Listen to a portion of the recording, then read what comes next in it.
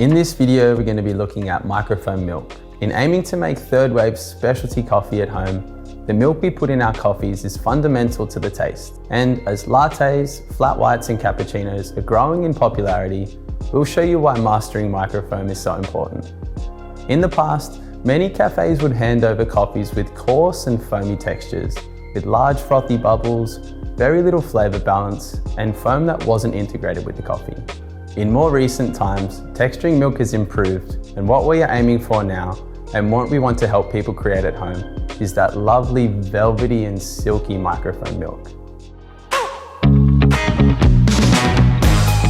Creating microfoam is a challenge, even for professionals. It requires introducing the right amount of steam pressure from the wand and integrating it evenly throughout the milk, as well as heating to the right temperature. Furthermore, microfoam milk is essential for creating latte art. So this is the right place to start if that is your goal. What we're looking for is to get that lovely sweetness and creaminess in the milk. I'm demonstrating here with fresh, cold, whole milk, but we'll talk about alternative milks later in the video. The amount of air we put into the milk will vary from drink to drink.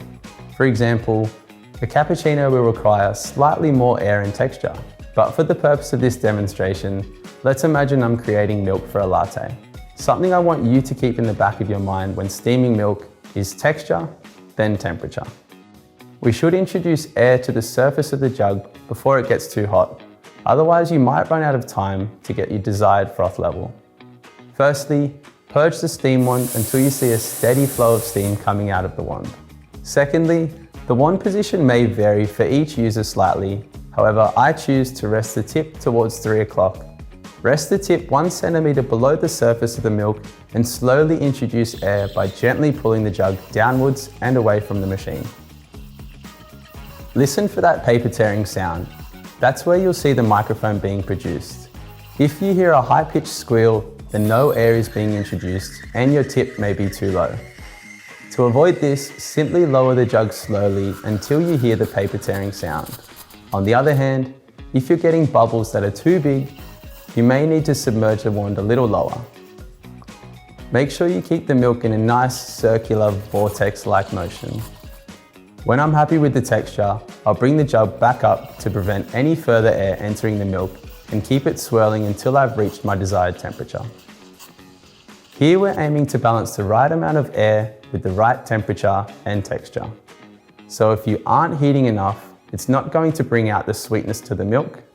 And if you go too hot, the milk is going to start to separate and you get a layered effect where the fats and the proteins are separated in the milk too much.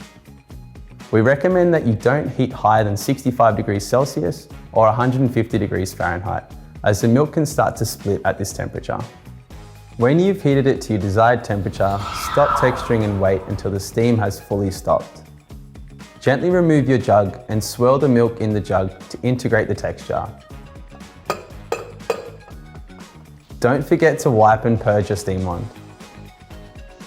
Some of our espresso machines have automatic microfoam options for a specific coffee, but if you prefer to do it yourself, practice makes perfect, and you could end up with something like this. All that's left to do is pour it slowly into the shot and enjoy your third wave specialty coffee at home.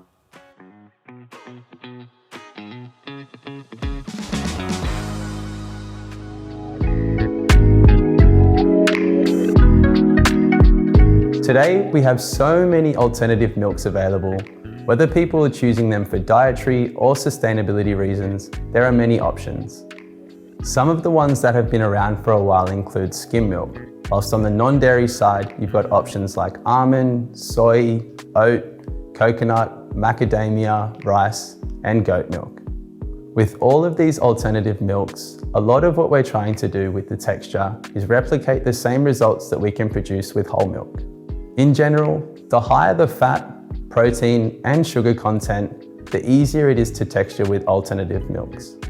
Almond milk, for example, is generally more watery and harder to make microfoam than soy or oat. Also, generally speaking, non-dairy milks can't withstand as much heat as full cream milk. So the recommended temperature is around 55 degrees Celsius or 130 degrees Fahrenheit. Much higher and they may begin to split and curdle.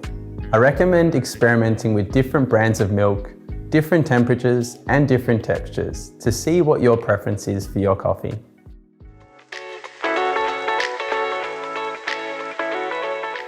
My 3 tips for creating consistently good microfoam at home are: 1.